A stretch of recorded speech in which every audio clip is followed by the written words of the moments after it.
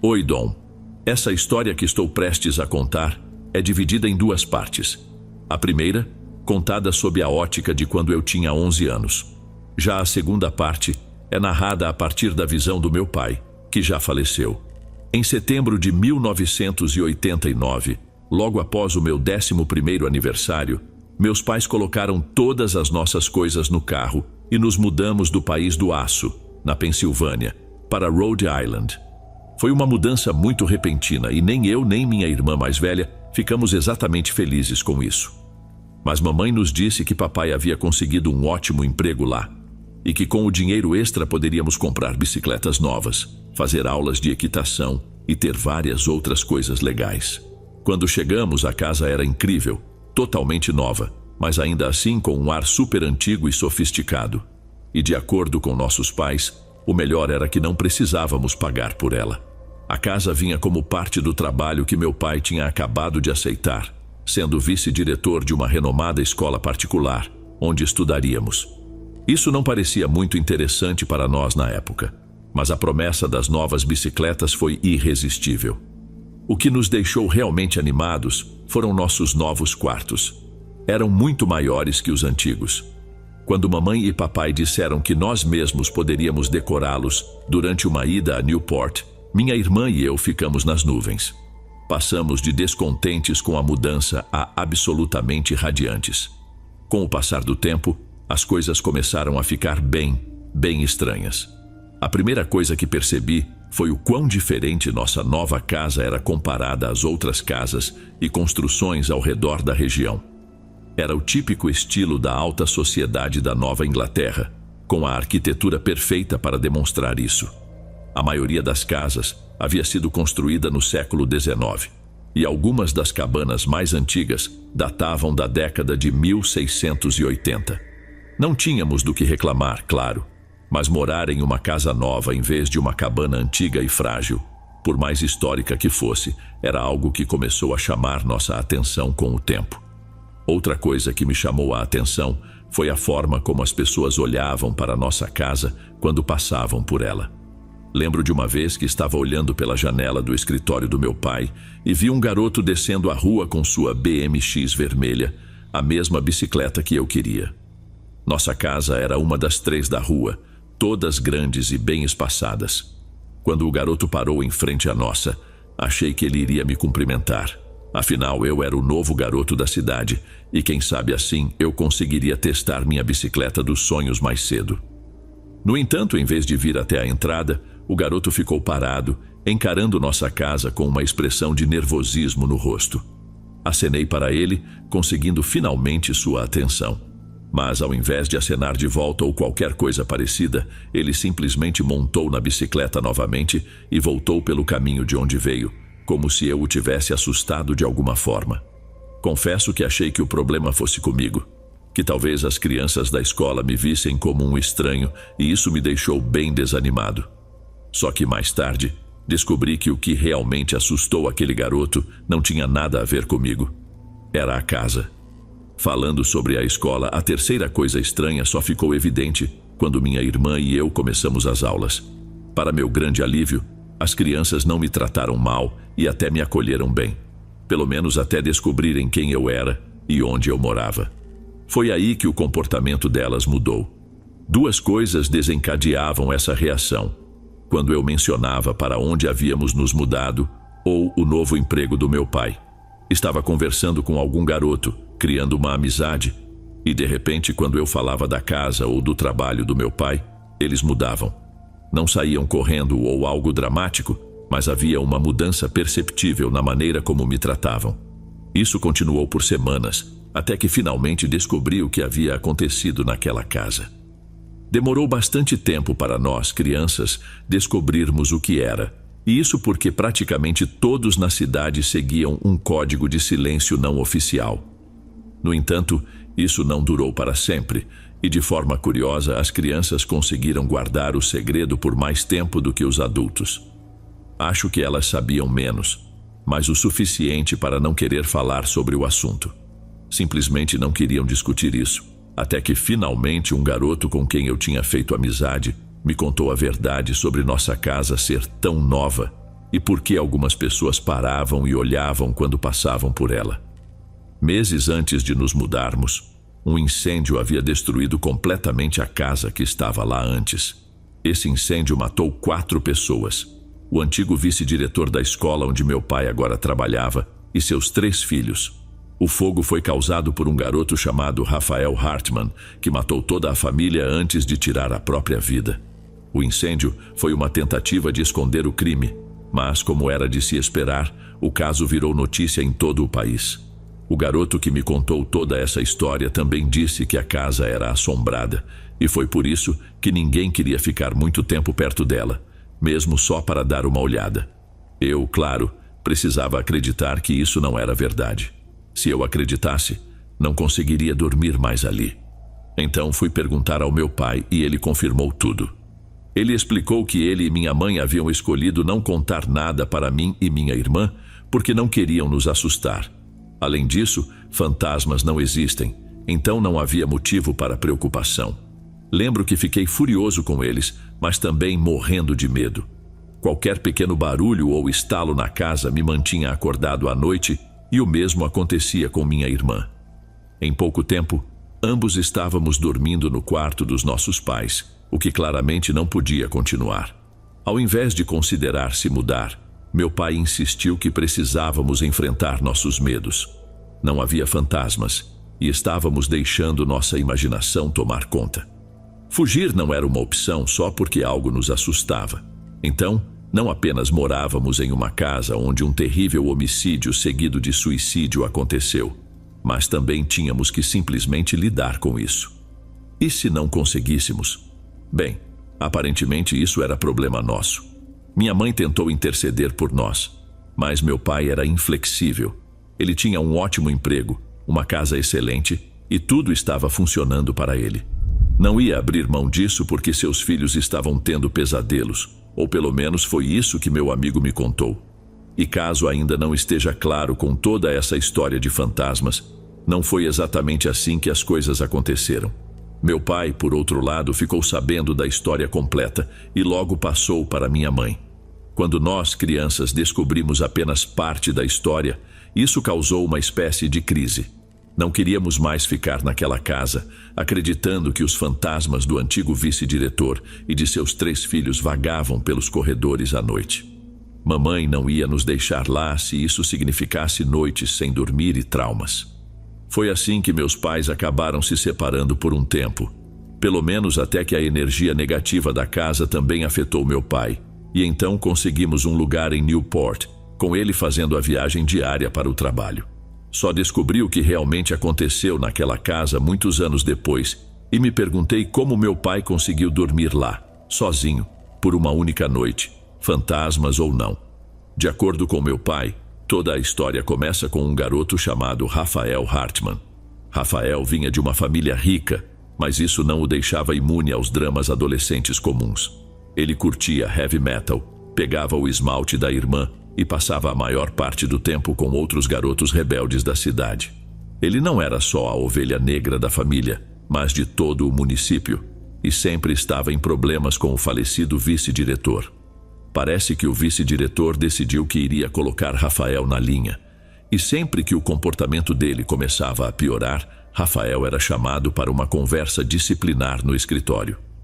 Isso aconteceu várias vezes e até teve algum resultado, pois o comportamento de Rafael melhorou um pouco. Mas à medida que ele melhorava, Rafael também ficava cada vez mais introspectivo. Seus pais, por outro lado, ficaram encantados com a mudança e viam seu comportamento mais reservado como uma simples fase de crescimento, pensando que ele iria superar isso a tempo de se preparar para a faculdade e outras responsabilidades futuras. Mas nem Rafael nem o ex-vice-diretor viveriam para ver muito mais. Em uma noite fatídica, Rafael Hartman caminhou até a casa do ex-vice-diretor e tocou a campainha. Quando ele abriu a porta, Rafael sacou uma espingarda e ordenou que o vice-diretor e sua família fossem até a sala de TV. Assim que todos estavam reunidos, Rafael pegou uma fita cassete, colocou no sistema de som da casa e apertou o play. Essa não era a única cópia da fita. Rafael havia enviado o original ao chefe do departamento de polícia de Newport, desejando que a verdade fosse revelada, mas com a punição, ele mesmo cuidaria. Rafael obrigou a família do vice-diretor a ouvir uma gravação secreta que ele havia feito, registrando os abusos durante uma de suas sessões disciplinares. Ninguém conhece os detalhes exatos da fita, mas é seguro dizer que Rafael havia sofrido alguns dos abusos mais terríveis e humilhantes que se possa imaginar. Depois que toda a família, incluindo as crianças, escutou o quanto o vice-diretor havia sido monstruoso, Rafael abriu fogo. Ele fez questão de ferir o vice-diretor e sua esposa primeiro, garantindo que eles vissem seus filhos morrerem. Quando as crianças já não estavam mais vivas, Rafael disparou mais alguns tiros nos pais, incendiou a casa e, em seguida, virou a espingarda contra si mesmo. No entanto, ao focar sua fúria no vice-diretor, Rafael acabou deixando de garantir que a esposa dele estivesse morta. De alguma forma, ela conseguiu arrastar os corpos de seus 3 filhos para fora da casa em chamas e colocá-los no gramado. Não fez nenhum esforço para voltar e salvar o marido. Simplesmente deixou que ele queimasse junto com Rafael Hartman. Depois de contar à polícia toda a verdade, revelando o verdadeiro caráter de seu marido, a esposa do vice-diretor deixou a cidade para nunca mais ser vista. Os moradores da cidade decidiram demolir a casa e reconstruí-la. Por meses, todos fingiram que nada daquilo havia acontecido. Quando as coisas finalmente se acalmaram, eles começaram a procurar um novo vice-diretor. E foi assim que meus pais entraram na história. Mamãe e papai estavam basicamente passando pelo mesmo que nós. Todos eram simpáticos e acolhedores, até que o trabalho ou a casa se tornavam o assunto. E então, assim como as crianças da escola, as pessoas começavam a agir de maneira estranha e desconfiada. A escola evitava responder qualquer pergunta que meu pai fizesse sobre o antigo vice-diretor, apenas repetindo que ele não era qualificado para o cargo. Moramos lá por meses até que meu pai, cansado da situação, confrontou o diretor, exigindo respostas. Foi então que ele descobriu a verdade por trás do salário tão generoso. O salário havia sido aumentado não por mérito, mas como parte de um pacto não oficial de não pergunte, não conte, que rapidamente se transformou em mantenha a boca fechada. Depois que meu pai descobriu a verdade, ficou claro que a escola havia conseguido manter a história longe dos jornais, pelo menos a verdadeira história. E embora afirmassem que era para proteger a família, a única preocupação real era a reputação da instituição. Isso foi o que no fim fez meu pai decidir ir embora. Não foi o que aconteceu naquela casa, nem o fato de viver sobre o local de uma tragédia tão terrível. Foi o fato de que a escola se recusava a implementar qualquer medida de segurança preventiva, pois isso significaria admitir o que realmente tinha acontecido. Como meu pai disse, uma coisa é tentar seguir em frente depois de uma tragédia, outra é se recusar a tomar precauções e arriscar que algo assim aconteça de novo. Para a escola, era como se a tragédia tivesse sido uma limpeza e eles não quisessem acreditar que algo do tipo pudesse voltar a ocorrer. Hartman e o vice-diretor foram um alinhamento único de desastres, e nenhuma medida de segurança poderia evitar que algo assim acontecesse de novo. Esse fatalismo foi o que empurrou meu pai a sair, e nenhum aumento de salário seria suficiente para fazê-lo ficar. No fim do primeiro ano, ele renunciou e aceitou um trabalho perto de Hartford. Minha irmã e eu só soubemos de tudo muitos anos depois, quando ele finalmente nos contou o que tinha acontecido naquele pequeno vilarejo de Rhode Island. Ainda me surpreende que essa história nunca tenha sido publicada. Pensaria que algum jornalista já teria descoberto tudo e colocado no Times ou no Post, mas quanto mais penso nisso, mais percebo que talvez dependa de mim contar essa história. Acho que isso vai servir como um teste para ver se sou capaz de fazer isso da maneira certa. E se tudo correr bem, já sei como vou ocupar meu tempo livre nos próximos meses. Antes de irmos para o próximo relato, se você é novo por aqui, não se esqueça de se inscrever no canal e ativar o sininho para receber as próximas histórias. Sua presença é importante e seu apoio é essencial. Bem, vamos continuar.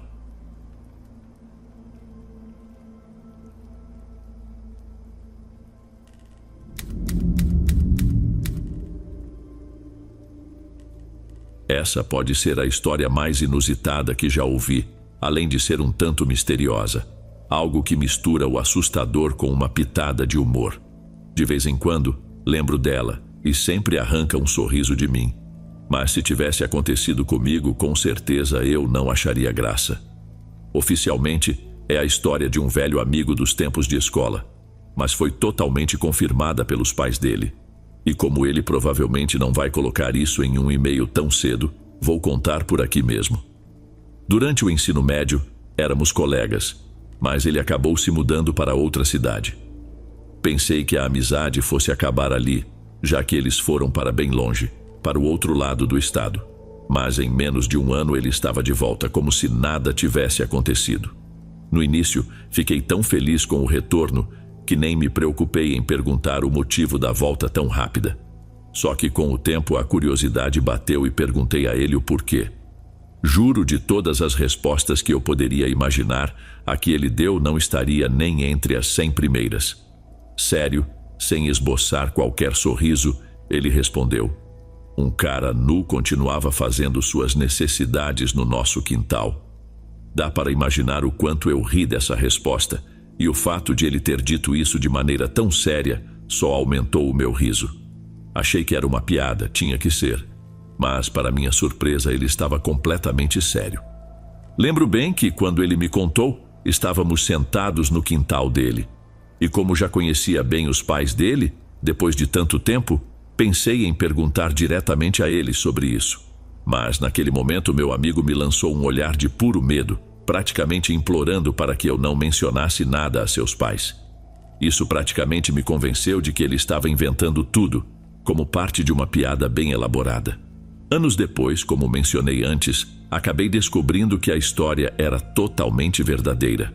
A família do meu amigo comprou a casa por um preço bem abaixo do normal, de um casal que parecia desesperado para sair dali. E logo entenderam o motivo de tanta pressa para vender. Noites seguidas, logo no início, montes enormes de fezes começaram a aparecer no gramado da frente ou nos fundos da casa.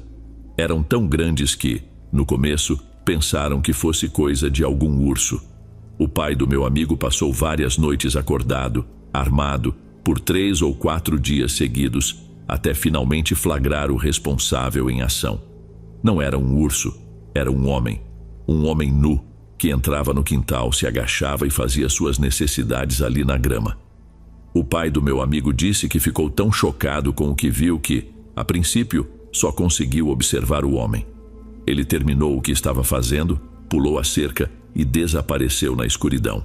Eles chamaram a polícia e, após explicar a situação, receberam 2 opções: ou atiravam no homem, ou conseguiam uma foto nítida o bastante para que pudessem identificá-lo e prendê-lo. O pai do meu amigo decidiu fazer um pouco de cada. Como já tinha uma arma, comprou também uma câmera, não querendo simplesmente matar o homem, mas também não queria deixá-lo fugir para que ele continuasse invadindo e defecando no quintal. E assim, mais uma vez, ele passou várias noites acordado, exausto, pois ainda precisava trabalhar durante o dia. Até que, numa dessas noites, ele finalmente capturou o cara. Vale destacar que até aquele ponto, ninguém havia notado qualquer atividade semelhante nos jardins vizinhos, o que deixou o pai do meu amigo furioso, acreditando que estavam sendo alvos por algum motivo específico. Então, quando finalmente viu o sujeito de novo, esperou até que ele estivesse totalmente agachado antes de correr com a câmera e a arma para tirar algumas fotos bem de perto. Ele se sentia seguro, afinal, tinha uma arma em mãos. Mas não esperava que o homem fosse completamente insano, o que, considerando a situação, talvez ele devesse ter imaginado. No momento em que o pai do meu amigo começou a tirar as fotos, o homem avançou sobre ele. Embora estivesse armado, ele não tinha o instinto ou treinamento para disparar. Acabou caindo para trás, e o cara, nu e perturbado, tomou a arma dele. Seguiu-se uma luta com muita gritaria, o que acordou os vizinhos. Eventualmente, o invasor conseguiu tirar a arma das mãos do pai do meu amigo. Entendo que a situação deve ter sido assustadora, mas o fato de o sujeito estar nu durante toda a cena torna tudo ainda mais surreal. Ele apontou a arma para o pai do meu amigo e tentou disparar, mas nada aconteceu. Tentou de novo e de novo nada. Nesse momento, alguns vizinhos já haviam pulado a cerca e o imobilizaram antes que ele pudesse fazer qualquer ajuste na arma, que o pai do meu amigo, em seu desespero, havia esquecido completamente de preparar. Durante a confusão, o homem deixou a arma cair e conseguiu fugir por cima da cerca. Felizmente, o pai do meu amigo tirou algumas fotos muito claras do rosto dele. Embora a câmera tenha se danificado na briga pela arma, a polícia conseguiu revelar o filme. Eles colocaram cartazes de "procurado por toda a cidade" e a imagem do homem apareceu nas notícias locais. Eventualmente, ele foi encontrado e preso. Mas o mais inacreditável, a polícia o soltou. Não faço ideia de como conseguiram arruinar algo tão importante, mas em algum momento, alguém cometeu um erro com um arquivo ou uma evidência, e o homem acabou ficando livre. Assim que a família do meu amigo soube disso, sem perder tempo foram embora e ficaram na casa de familiares até conseguirem resolver a questão da casa com o corretor. Acredito que no fundo, eles voltaram por medo de que aquele sujeito voltasse e talvez matasse o pai dele. Mas o jeito que meu amigo lidava com essa experiência tão traumática, resumindo tudo a "um cara estava defecando no nosso quintal", sempre me arranca risadas, mesmo depois de tantos anos. Como já comentei, não acho que teria sido tão engraçado se eu estivesse no lugar dele, especialmente se tivesse encarado o cano de uma arma nas mãos de um maluco obcecado por fezes e sem roupa.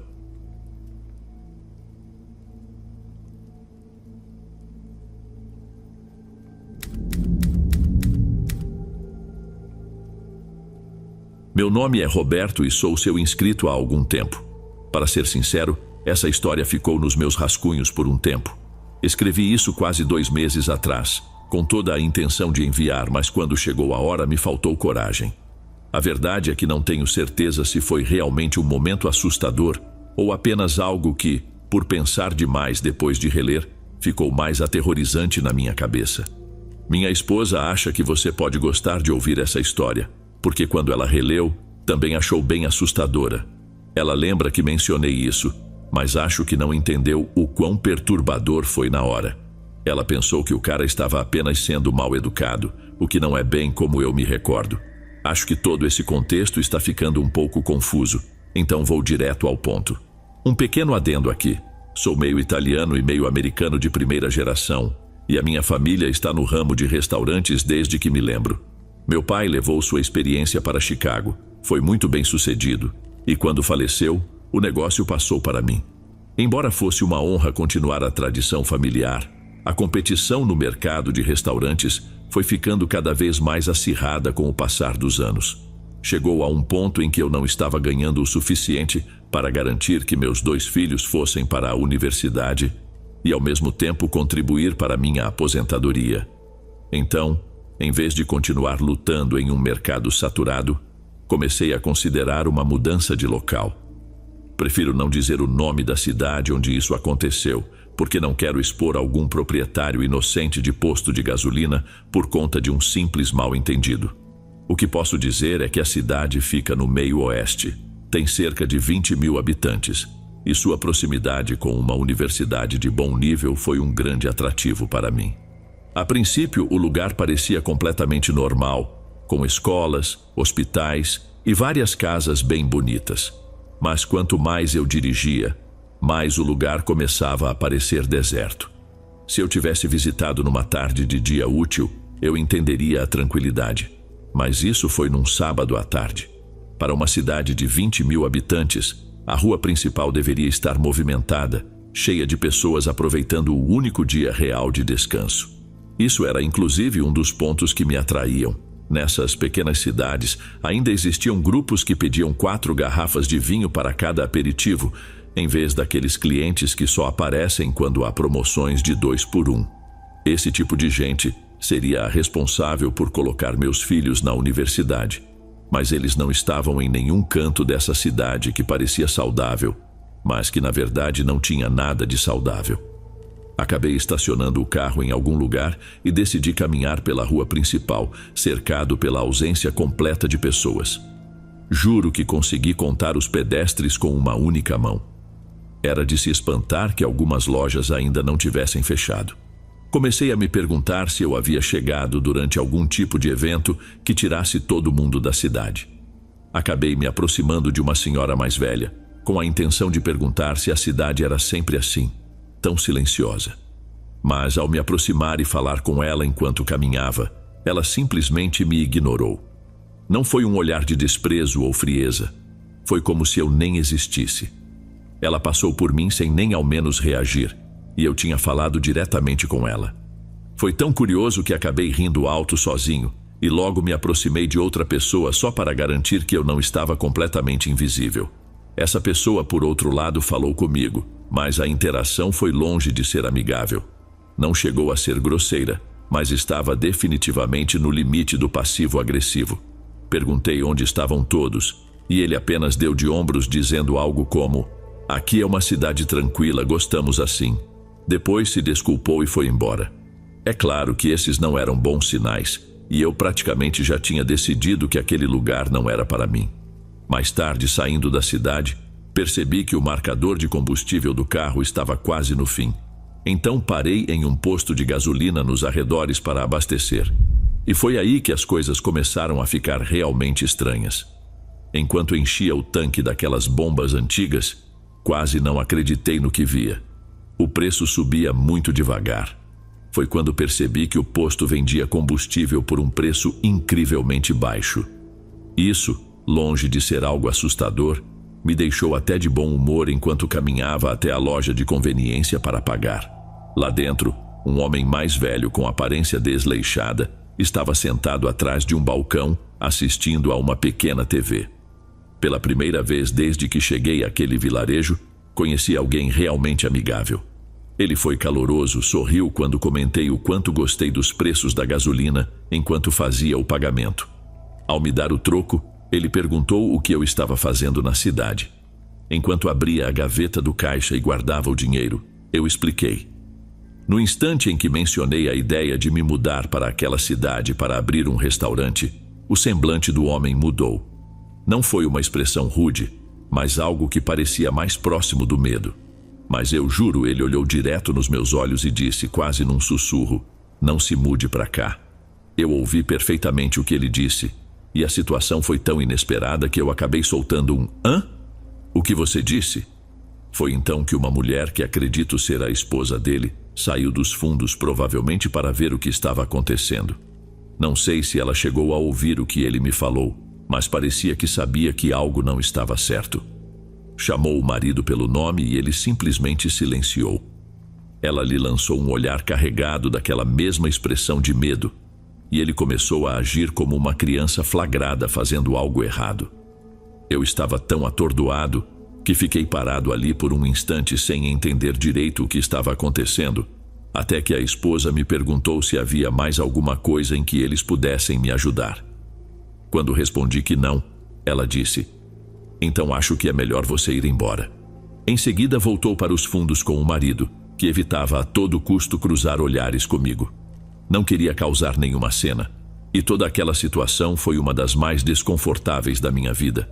Então apenas saí do posto, entrei no carro e segui viagem para casa. E foi aí que comecei a pensar demais em tudo o que havia acontecido. Do jeito que vejo, se fosse apenas uma cidadezinha cheia de gente rude que não queria que um cara da cidade grande trouxesse sua comida sofisticada para lá, eu até entenderia. E, sinceramente, apreciaria a franqueza, pois evitaria o erro de me mudar para um lugar assim. Mas a questão com o homem do posto de gasolina, aquilo não era apenas desconfiança de gente de vilarejo pequeno. Quando ele me disse para não me mudar, sua voz estava cheia de medo, claro e inconfundível.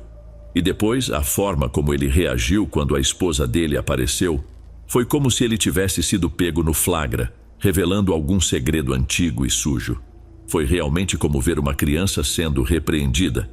Mas a questão é, por quê? Como disse, contei tudo para minha esposa assim que cheguei em casa, mas acho que ela achou que todos estavam só sendo grosseiros. Só que depois de ouvir todos os detalhes, ela confessou que teria ficado tão assustada quanto eu se estivesse naquele posto de gasolina naquele dia. Agora, tudo o que nos resta é tentar entender o que raios estava acontecendo naquele vilarejo. E, mesmo sabendo que não há um jeito seguro de descobrir, a última coisa que quero fazer é me meter naquele lugar, investigando os segredos dos outros. Parece a maneira mais rápida de acabar mal. Além disso, seja lá o que for, não sei se quero mesmo saber. O atendente do posto não parecia hostil. Na verdade, parecia que ele estava tentando me avisar. E quero acreditar que sou esperto o suficiente para entender essa dica e agir de acordo. Acho que o motivo de estar escrevendo isso é porque você tem um público bem grande e talvez alguém por aí tenha passado por algo parecido nesse vilarejo inquietantemente pacato no meio oeste. Dar nome ao lugar não ajudaria. Uma multidão de gente apareceria lá atrás de seja lá o que for, e isso me soa como a receita perfeita para um desastre.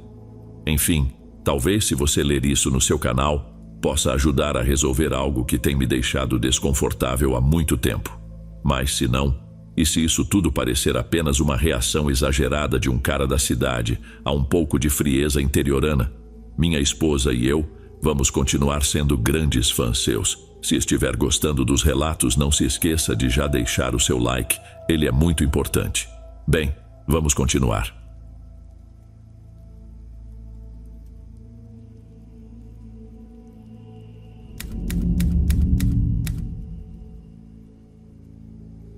No outono de 1986, Keith e Elaine Dardeen, moradores de Mount Carmel, Illinois, estavam começando a construir sua família.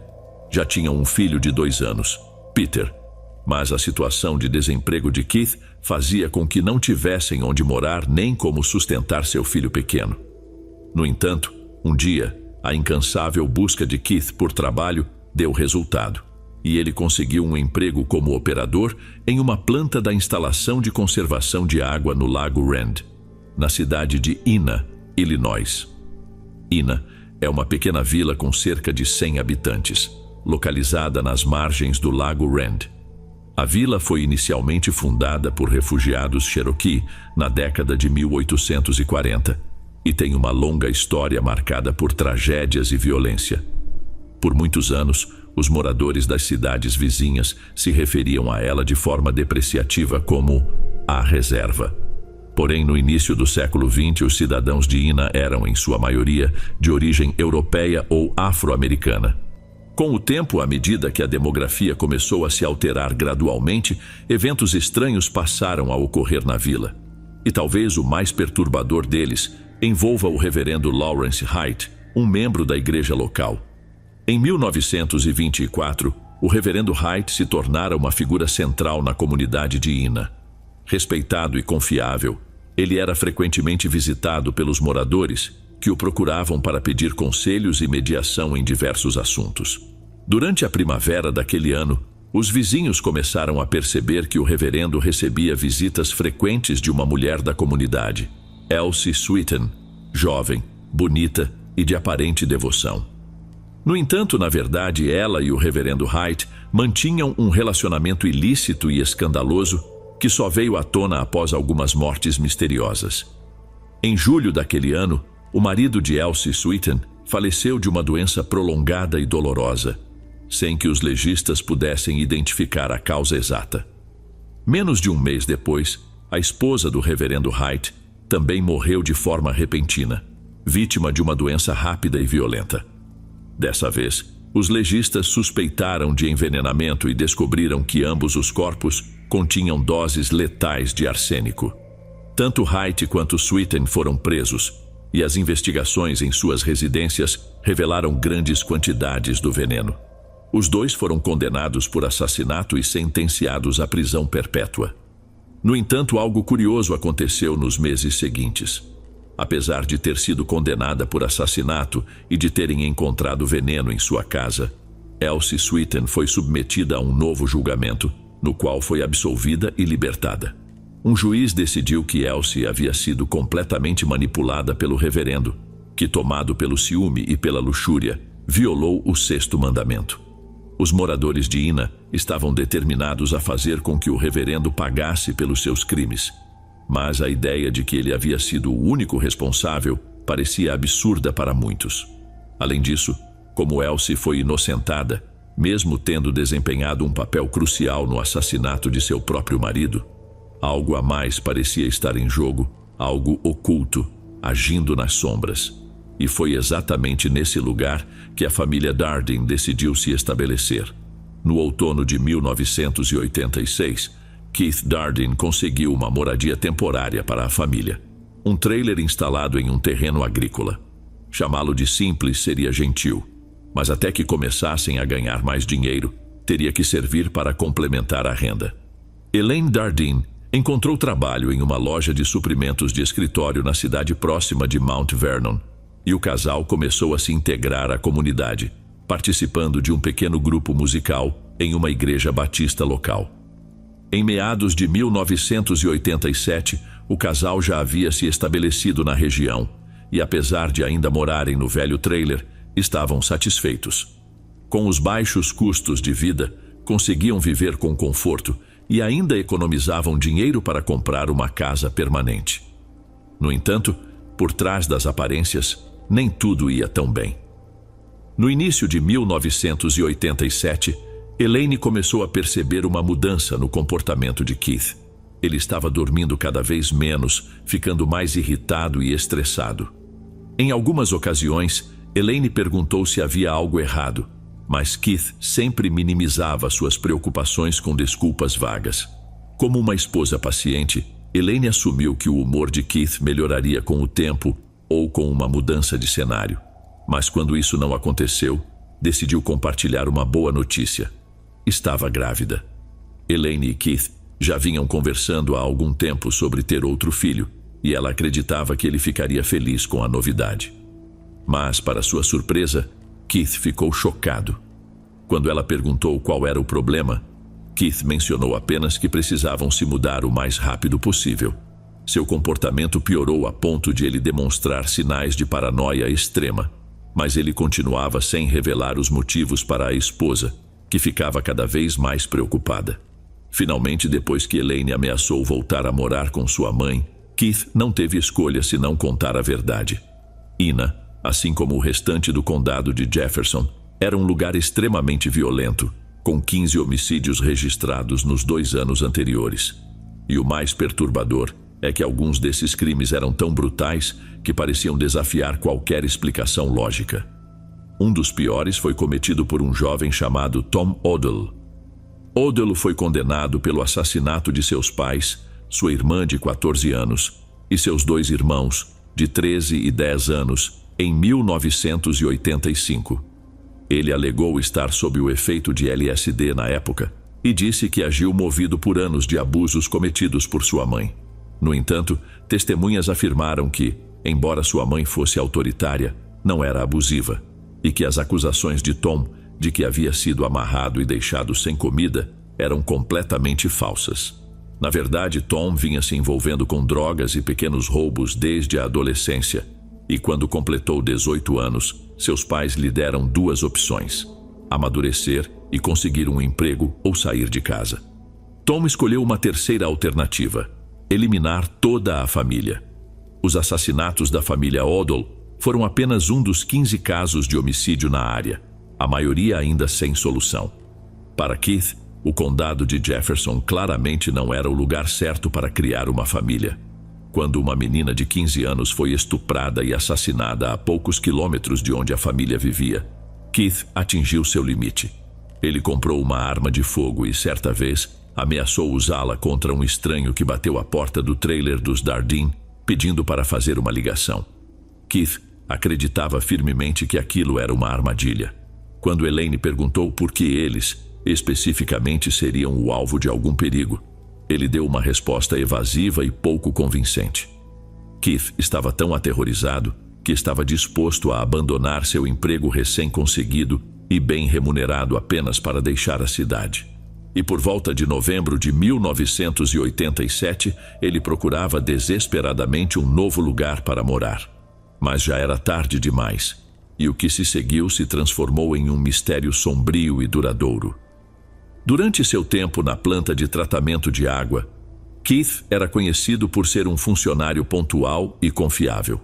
Então, na manhã de 18 de novembro, Quando ele não apareceu para trabalhar, seu supervisor começou a ligar para sua casa, preocupado com o que poderia ter acontecido.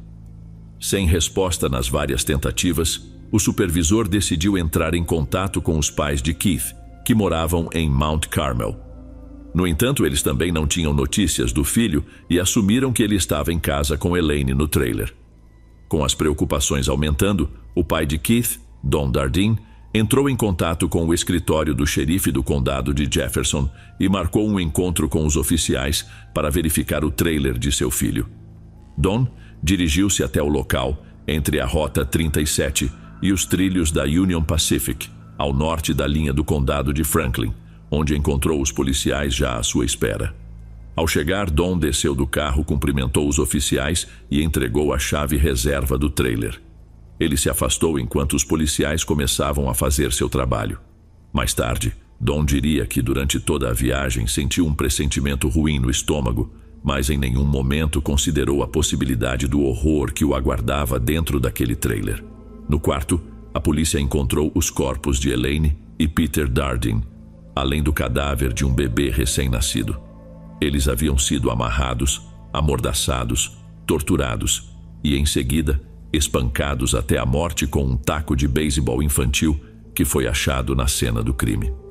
Elaine foi brutalmente agredida a ponto de entrar em trabalho de parto, dando à luz sua filha antes que a recém-nascida também fosse vítima da mesma violência brutal. Nem Keith nem seu carro foram localizados inicialmente, e a polícia assumiu que ele havia assassinado sua família e estava foragido.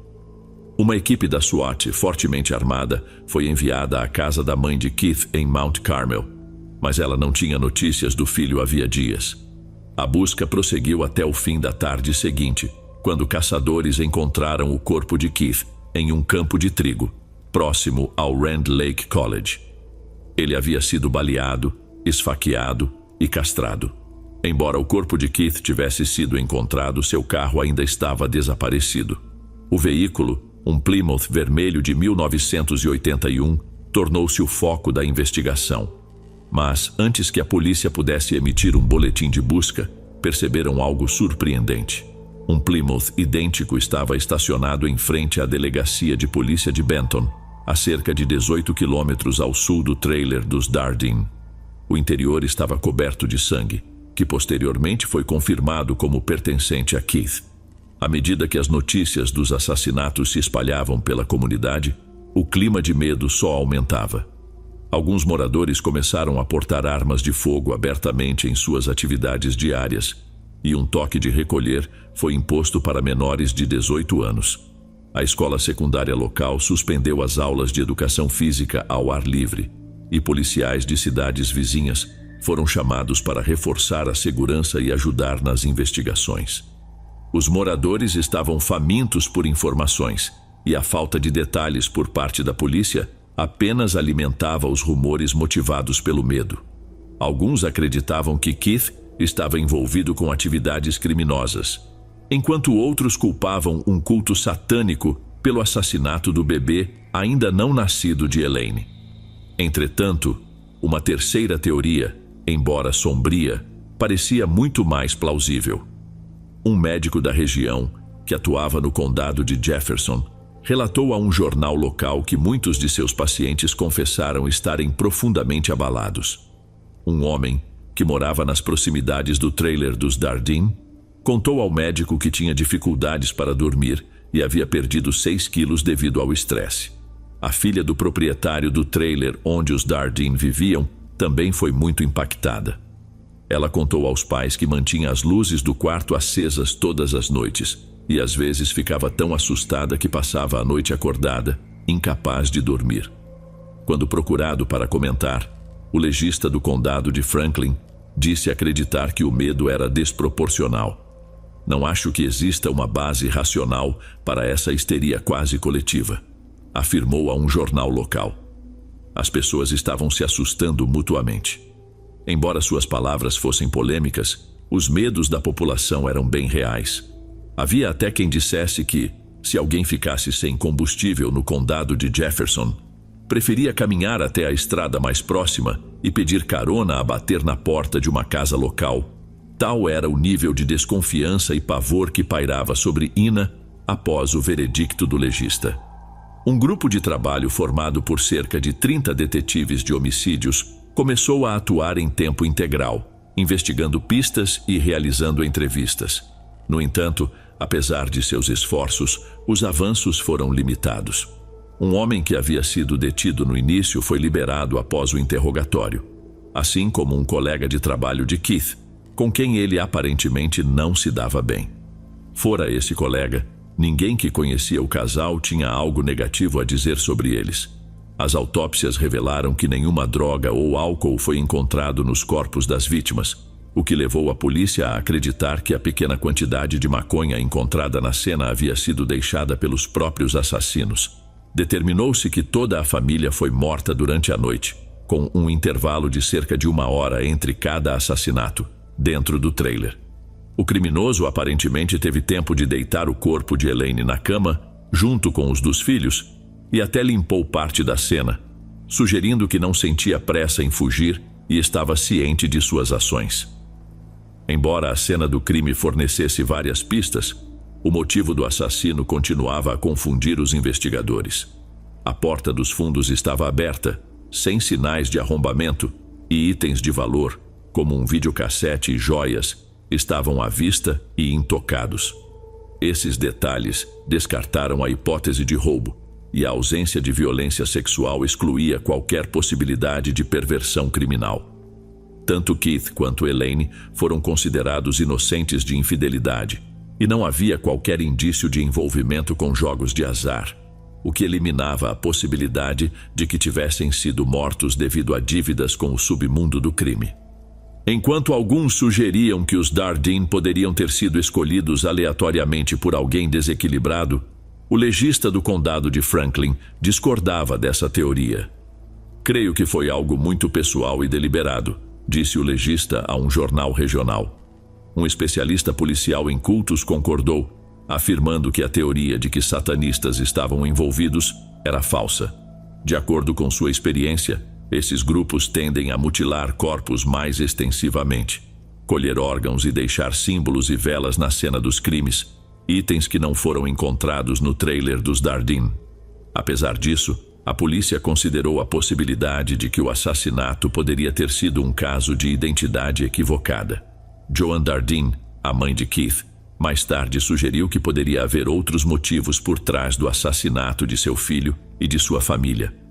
"Acho que alguém queria que Keith vendesse drogas e ele se recusou", comentou em uma entrevista em 1997. "Ou talvez alguém tivesse interesse em Elaine e, ao ser rejeitado, decidiu se vingar. Simplesmente não sabemos." Antes que o caso esfriasse oficialmente, 2 perfiladores do FBI viajaram de Chicago para revisar as evidências e ficaram perplexos. Um deles declarou que o crime não se encaixava em seus métodos tradicionais de análise, sendo raro que tantas teorias diferentes tivessem peso. Joan Dardeen persistiu em seus esforços para manter o caso vivo e, ao longo dos anos 90, contatou regularmente as autoridades, oferecendo pistas e solicitando novas informações. Conforme o tempo passou, a explicação mais provável apontada pelas autoridades voltou a ser uma teoria inicial. Os Dardeen haviam se tornado vítimas de um assassino em série. Por um breve período, as autoridades mostraram interesse em Ângel Maturino Rezendes, que na época era conhecido pelo pseudônimo Rafael Rezendes Ramírez. Após sua prisão no Texas, em 1999, descobriu-se que Rezendes viajava frequentemente pelo país, pulando em trens de carga, escolhendo vítimas próximas aos trilhos e muitas vezes as espancando até a morte. Embora houvesse semelhanças com os assassinatos dos Dardeen, as autoridades de Illinois nunca conseguiram vinculá-lo ao crime. No entanto, não demorou para que outro assassino em série despertasse o interesse das autoridades locais. Em 31 de dezembro de 1999, um homem chamado Tommy Lynn Sells cortou a garganta de 2 meninas perto de Del Rio, Texas. Sells afirmou ter apagões antes de cada ataque, um mecanismo que, segundo ele, desenvolveu para lidar com os abusos que sofreu na infância. Milagrosamente, uma das meninas sobreviveu e ajudou a polícia a identificá-lo. Sells foi condenado e sentenciado à morte, mas enquanto aguardava julgamento, começou a confessar outros assassinatos, incluindo o da família Dardin. Na metade da década de 1980, Sells vivia principalmente nas proximidades de St. Louis, Missouri, trabalhando em feiras e carnavais itinerantes ou cometendo pequenos roubos. Ele viajava de trem e, em uma dessas viagens pelo condado de Jefferson, em novembro de 1987, afirmou ter conhecido Keith em um posto de caminhões perto de Mount Vernon. Sells afirmou que Keith o havia convidado para sua casa para jantar, e após a refeição, Keith supostamente o irritou ao sugerir que tivessem relações homossexuais. Isso enfureceu Sells, que forçou Keith a dirigir sob a mira de uma arma até o local onde o matou. Após castrá-lo, Sells voltou ao trailer para eliminar as testemunhas. "Eu estava tão bravo que fui até o limite", confessou Sells mais tarde. "A raiva não tem botão de parar." No entanto, a credibilidade de Sells foi questionada quando ele mudou completamente sua história em outra versão. Nesta nova narrativa, ao ver o trailer dos Dardin com uma placa de vende-se do lado de fora, ele enxergou uma oportunidade de cometer um crime brutal. Seu plano era mutilar, matar e fazer com que parecesse que os Dardin simplesmente haviam se mudado. Afinal, Sells sabia por experiência própria que as pessoas raramente prestavam atenção aos pobres e marginalizados. Depois de beber algumas cervejas e esperar o momento certo, ele bateu a porta e disse a Keith, já exausto, que estava interessado em comprar o trailer. Ganhando a confiança da família, Sells dominou Keith, forçando-o, sob a mira de uma arma, a amarrar e amordaçar sua esposa e filho com fita adesiva. Depois disso, ele levou Keith ao campo, onde o castrou, atirou nele e o deixou lá para morrer. Para alguns, a execução de Tommy Lynn Sells trouxe um senso de justiça para os Dardin, mesmo que ele nunca tenha sido formalmente acusado de seus assassinatos. Tanto o promotor do condado de Jefferson quanto o xerife Roger Moat concordaram que Sells continuava sendo o principal suspeito. Isso se devia ao fato de que, embora ele tenha mudado sua história em certo ponto, Sells tinha conhecimento de detalhes que apenas um grupo restrito de investigadores conhecia. Aos olhos das autoridades, não havia dúvida de que ele havia cometido os crimes, ou, no mínimo, estava presente quando os assassinatos ocorreram. O fato de algumas de suas declarações contradizerem completamente as evidências não preocupava tanto os investigadores. Eles acreditavam que Sells estava tentando encobrir um cúmplice, assumindo toda a responsabilidade. Independentemente de seu envolvimento nos assassinatos dos Dardin, a polícia do Texas confirmou que ele era culpado por 22 homicídios. No entanto, muitos começaram a suspeitar que Sells inflava o número de suas vítimas para evitar a pena de morte. Confessando repetidamente crimes com os quais não estava relacionado, ele talvez estivesse buscando um acordo judicial, ou pelo menos tentando adiar sua execução, enquanto enganava as autoridades. Assim, outros assassinos poderiam estar escapando da justiça. Contudo, uma coisa era certa: Sells não estava revelando toda a verdade sobre sua interação com Keith. Amigos, familiares e até investigadores duvidavam seriamente que Keith teria convidado um estranho para jantar em sua casa. Se ele não deixaria uma jovem entrar para usar o telefone, com certeza não convidaria um homem adulto, comentou um amigo mais tarde. Os detetives também refutaram a alegação de Sells de que Keith teria feito avanços em sua direção. Para eles, se Sells realmente matou os Dardin, ele inventou esse detalhe para tentar justificar o crime de alguma forma. No início, a mãe de Keith, Joan Dardin, estava convencida da culpa de Sells e desejava encontrá-lo para obter algum tipo de encerramento. Sempre quis saber cada detalhe, ela explicou. Algumas pessoas podem achar isso macabro, mas quando alguém faz algo à minha família, eu quero entender por quê. Sells, por outro lado, não estava disposto a esse encontro. Joan quer falar comigo. Se ela quiser vir aqui, gritar comigo, me xingar, ou até me bater, acho que ela deveria ter esse direito, disse ele. Mas sinto muito. Isso não será o suficiente. O que mais posso dizer? Posso pedir desculpas todos os dias pelo resto da minha vida, mas isso não vai tirar a dor dela. E uma coisa que eu sei sobre é dor, e ela não desaparece. Na véspera da execução de Tommy Lynn Sells, em 2014, Joan Dardenne admitiu que a dúvida havia começado a tomar conta de sua mente. Recentemente, uma pequena dúvida começou a surgir, disse ela a repórteres. Não que ele não tenha feito isso. Apenas me pergunto se talvez alguém o tenha ajudado. Joan e Sells nunca se encontraram, mas quando a execução aconteceu, Joan já acreditava que ele não era o responsável pelos assassinatos de seu filho, nora e netos. Eu queria que ele vivesse até que soubéssemos com certeza que ele não foi o culpado, explicou ela à Associated Press logo após a execução. As coisas que ele disse não se encaixam com o que eu sei sobre Keith. Muitas pessoas acham que isso acabou, mas para mim, ainda não acabou. E pessoalmente, acho que nunca vai acabar.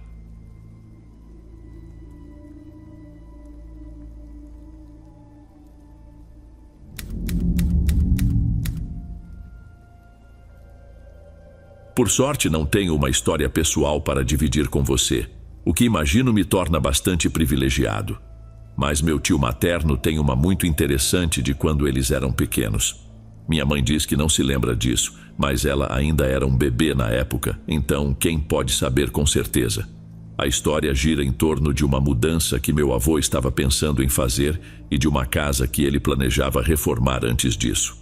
O relato é que meus avós precisavam sair do trailer onde moravam e ir para a primeira casa deles. Minha avó, na época, estava quase no final da gravidez da minha mãe, então meu avô saiu à procura de um novo lar. A questão é que naquela época o dinheiro era curto, então, em vez de adquirir uma casa nova, meu avô optou por uma que necessitava de consertos e, pelo que ouvi, estava em condições bem ruins. A casa era um caos.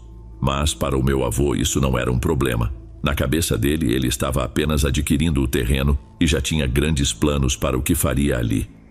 Meu avô e um amigo começaram a limpar a casa e, enquanto esperavam a chegada de um encanador ou algo assim, decidiram mexer no quintal. Não sei os detalhes exatos, mas aparentemente o solo estava totalmente estragado ou desgastado, ou algo do tipo. Então eles resolveram escavar para trocá-lo. Eles precisariam contratar alguém para trazer terra nova, mas poderiam começar a cavar por conta própria. Foi então que se depararam com um grande esconderijo de ossos enterrados. No início, ao encontrarem o que claramente era um crânio de animal, pensaram que se tratava apenas de uma antiga sepultura de algum bichinho de estimação. Mas logo após, encontraram mais crânios e outros ossos, e quanto mais cavavam, mais ossos surgiam. Até que descobriram um osso grande demais para ser de um animal, e foi aí que decidiram chamar a polícia. Quando a polícia chegou, acreditaram que tinham esbarrado em um dos maiores casos de maus tratos a animais da história do estado. Porém, quando foi confirmado que o maior osso era humano, a situação ficou bem mais séria.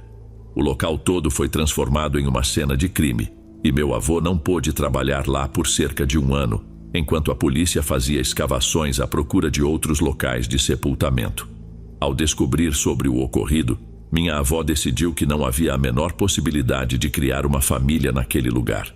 No fim, meu avô teve que esperar que as investigações terminassem para vender o terreno com um valor bem abaixo do que ele esperava. Esse episódio foi um grande golpe para a família naquela fase inicial, e por muitos anos, meu avô foi duramente criticado, com as pessoas comentando que sua avareza o havia levado a comprar, por acidente, o cemitério particular de algum psicopata, em vez de um lugar onde eles pudessem realmente viver.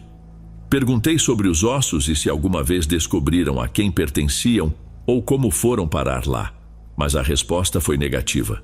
Além de uma ida ao escritório do xerife local para contar como os encontraram, a polícia nunca mais entrou em contato. Bem, exceto quando estavam empacotando as coisas e conseguiram acessar o terreno novamente, claro. Mas nunca chegaram a descobrir se aquilo tinha sido um assassinato, uma espécie de túmulo familiar ou algo do tipo. Quando os ossos foram achados, simplesmente levaram tudo para um laboratório. E foi isso. Eu sempre me perguntei o que poderia estar por trás daqueles ossos e se haveria alguma explicação curiosamente inocente para a situação. Talvez fossem de uma época em que pessoas e animais eram enterrados onde morriam, como faziam os antigos colonos da fronteira, o que tornaria as coisas mais compreensíveis. No entanto, algo não bate com aquela quantidade de ossos, e tenho uma sensação ruim de que eram mais do que os restos de animais de estimação queridos de alguém.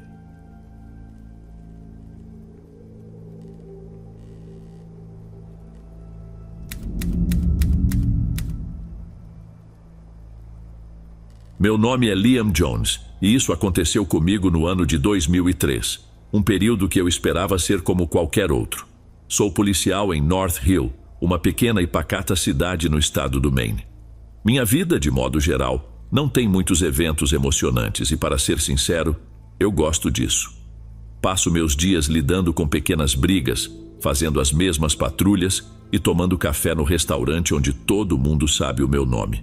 Sou casado com Maggie e temos 2 filhos, Sam e Lily, que são o que mais importa para mim. Vivemos uma vida simples e isso me traz muita paz. North Hill não é o tipo de lugar onde grandes emoções acontecem. É uma cidade modesta onde as pessoas se preocupam com suas próprias vidas e deixam as portas de casa destrancadas ao cair da noite. Quando as coisas começaram a sair do controle, levou um tempo até que alguém notasse. Tudo começou com o desaparecimento de uma pessoa, o que não é tão raro por aqui. Às vezes, as pessoas simplesmente se perdem. Quem ligou foi a senhora Lowe, que mora sozinha nos arredores da cidade. Ela relatou que seu filho Nathan, que trabalha na construção civil, não voltava para casa há 2 dias. Todos sabiam que Nate sumia de vez em quando, mas sempre voltava com uma ressaca e um tanto envergonhado. Liam, você poderia procurar o Nate para mim? A voz da senhora Lowe tremia do outro lado da linha. Claro, senhora. Lowe, vou passar pelos lugares de sempre para ver se encontro ele. Respondi, pegando minhas chaves e saindo. Passei pelos mesmos lugares de sempre, o bar, o trabalho dele e até o antigo motel decadente onde às vezes ficava. Nenhum sinal de Nathan. Seus colegas de trabalho também não tinham notícias, o que era incomum. Comentaram que ele andava meio esquisito ultimamente, até paranoico, achando que alguém o estava seguindo. Talvez fosse só o álcool, pensei, mas fiz questão de anotar para investigar mais tarde.